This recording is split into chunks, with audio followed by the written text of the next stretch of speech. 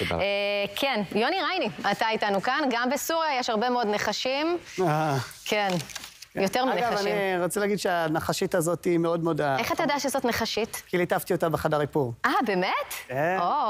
אוקיי. אז אולי יותר נחמדה מהצד הנחשי. אוקיי. היום אנחנו הולכים לדבר הפעם על הדרוזים, כמו אחת הפעמים הקודמות שהייתי פה. וכמובן קצת התפתחויות שאנחנו רואים.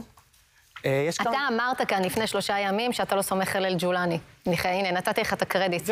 אתה לא היחיד, אגב. ושימו לב, תראו, אני זורק על אל-ג'ולני, אני גם אמרתי, אין באמת לאום סורי, מאותן סיבות שאין לאום פלסטיני. זה ניסיון לקחת קבוצות של עמים ולהטיל להם מודל אירופאי, שזה פשוט, חוץ מארץ ישראל, זה לא צלח.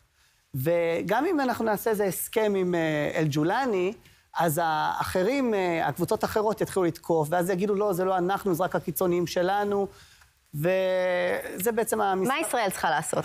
תראי, העניין פה עם הדרוזים, באחת הפעמים שהייתי כאן, אני אמרתי שאנחנו זקוקים לחיץ בין ישראל לאויבים שלנו, ואנחנו יכולים לעשות את זה באמצעות הדרוזים. זה אזור חיץ אנושי, לא פחות. המדינה שלנו גם פיצית גם, אז כולנו סוג של אזור חיץ, אבל... כן. אם אתם יכולים לראות את אחת המפות שהבאתי לכם, אני... עוד רגע הראו את המפות, אבל תנסה... אחד הדברים המזעזעים פה בארץ, הפרופסור ארנון סופר הזה שלח לי מפה, שאת רואה שבעצם בין 70% ל-80% מהאוכלוסייה בארץ, הם בעצם נמצאים במה שנקרא מדינת תל אביב. זאת אומרת, אנחנו קרובים מאוד לאזור של מישור החוף, ואנחנו מובלעת בארצנו מוקפים על ידי יישובים ערביים, וכמובן זה גם כולל את יהודה ושומרון, שאם פעם ארנון סופר אמר שחס וחלילה אם נקים שם מדינה, כי יכול להיות מסוכן. אבל רגע, בוא נתמקד שנייה בסוריה. מה ישראל צריכה לעשות בשלב הזה? ישראל צריכה באמצעות הדרוזים לנסות, לפי דעתי, הרעיון של דוד פרידמן לגבי הפלסטינאים, שאני לא מסכים איתו, לגבי מדינה פורטוריקנית, זה דווקא כן יכול לעבוד עם הדרוזים. להקים שם מדינה... מה, לספח אל ג'בל דרוז לישראל? סיפוח? זה יהיה בעצם מדינה פורטוריקנית, הרעיון. זאת אומרת, זה סוג של אוטונומיה, הם כמו מדינה, אבל יהיו תחת ישראל. שלום, זה נראה לך ריאלי? לא ריאלי, ותודה באמת לבריטניה וצרפת שחילקו את האזור ככה כן, הם סרטטו, נשפך להם הדיו, יצא מפה. רבע ההבנה במה שקורה שם.